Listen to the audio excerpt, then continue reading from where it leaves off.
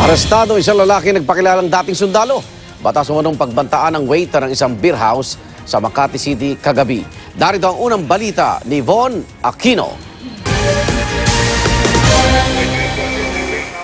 Idiniretso sa PCP-10 sa Makati City ang suspect na nagpakilalang dating sundalo at ang kasama nito makaraang pagbantaan umano nila ang waiter ng isang beer house kagabi. Kwento ng misis ng complainant, alas 7 kagabi nang magpunta sa beer house ang suspect na si Edward Baligat Jr. at kasama niyang si Hamil Haliasgo. Sinahanap po niya yung asawa ko.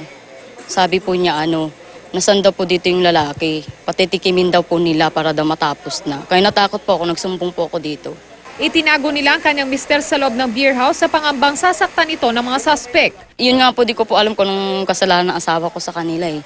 Umalis daw ang mga suspect pero pagbalik nila, saktong dumating naman ang mga pulis. Nung pagpunta namin doon sa beer house, nadatnan namin yung baril na ina-attempt niyang itatago. So nakuha namin. Dinaman namin yung baril niya. Kung may authority siyang dalhin yun, ay wala siyang maipakita. Kaya dinala namin siya rito. Itinanggi naman ni Baligat na pinagbantaan niya ang waiter. Tinakot niyo raw po yung Ba't mo manakot? Hindi ko nga kilala yun sila. binantaan mo raw. Hindi po. Okay lang, kasuhan ako, harapin ko yun. Wag yun. Maharap sa kasong grave threat ang dalawang suspect habang kakasuhan din ng paglabag sa Comprehensive Firearms and Ammunition Regulation Act, si Baligat. Itong unang balita sa Makati City, Von Aquino reporting.